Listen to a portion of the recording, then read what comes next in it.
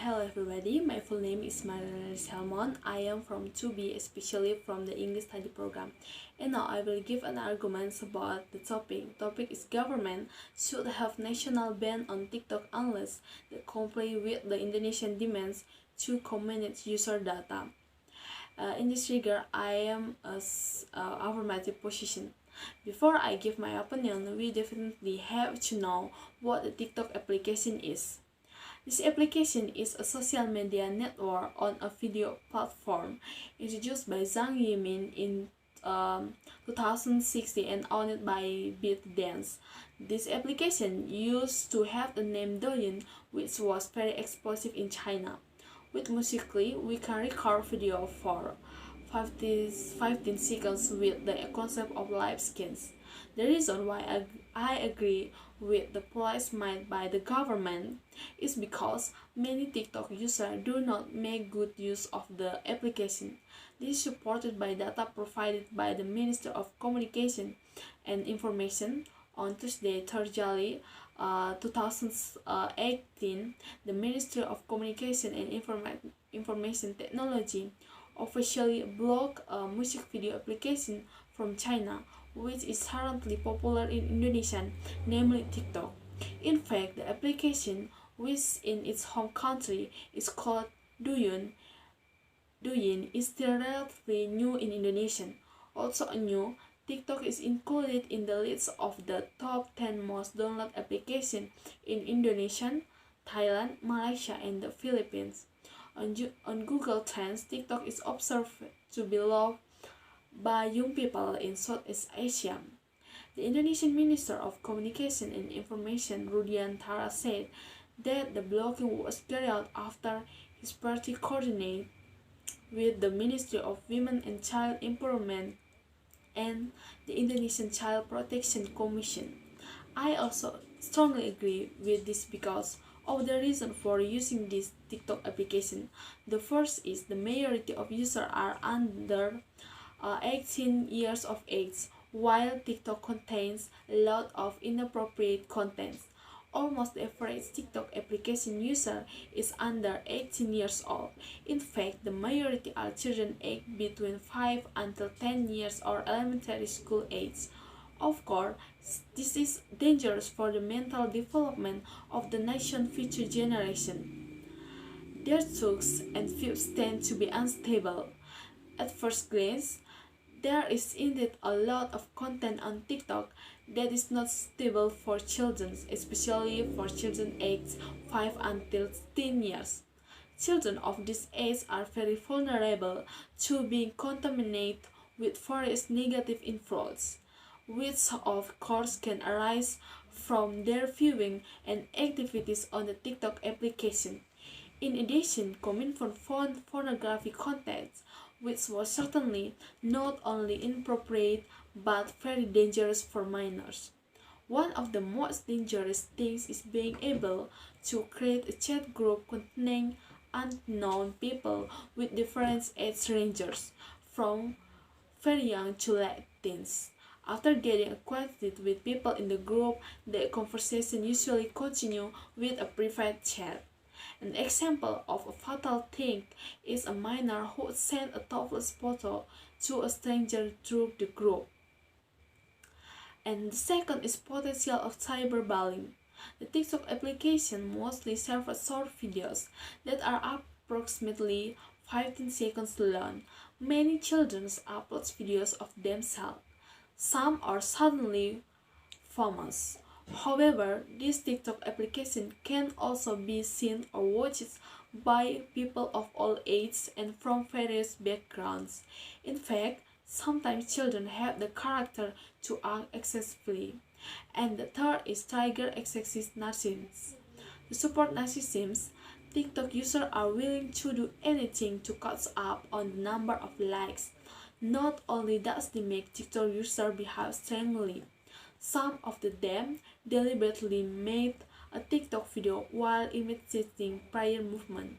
In fact, there are also those who make TikTok in front of the body of his own brother. This is done solely to pursue the number of likes. Therefore, now there are lots of posts and memes on social media that mock this application and its user. In fact, some people have nicknamed TikTok user as Generation Destroyer of National Moral because almost its users do not care about moral values in all the videos they make. And the fourth is child exploitation is widely open. Indirectly, this application is a big door for child exploitations. Some context that is viral is used by certain parties to become something that produces commercial value. This is certainly not good for a child's mental development before he or she grows up. In addition, it's also related to the data of TikTok user. What is at issue with the recent TikTok case, however, is that more tips of the data are collected than other social media applications. It is substantive that this user data sets were then sent to China, either ending up in the hands of the country's government or other parties. Among other things, this issue was raised to the surface in a Twitter user the tweet with the sound of Yogi account. In the states, Yogi suggested the user delete or uninstall the TikTok application in. There are code snipes or program code that load applications that are able to download the TikTok user files. Back to discussing what data TikTok collects. According to the Midterm report, the extracted code also contains an Android application access request with the code or it is an Android permission access file location. The code allows the API to find the precise location of several tools used, including GPS as well as Wi-Fi and cellular data. It seems TikTok is overdoing user tracking. So, seeing how many problems above in using the TikTok application, Comintern proposed several conditions that must be met so that the music video application can be active again. Here are 9 conditions that have been met by TikTok. The first is TikTok will clean up the negative content on the platform. And the second is TikTok will improve product security and context filtering system using artificial intelligence and moderation. And the third is TikTok will create a special community guidelines for users in Indonesian. And the fourth is appoint a special content manager to maintain the quality of content in Indonesian. The fifth is TikTok currently has 20 content creators in Indonesian and will add up to 200 creators by the end of the year. And the sixth is TikTok has also increases the minimum age limit for users to 13 years at the request of the Ministry of PPI. And the seventh is opening opportunity for cooperation with NGOs and social and educational organizations in Indonesia. And the eighth is provide a special channel for the Indonesian government to report negative content.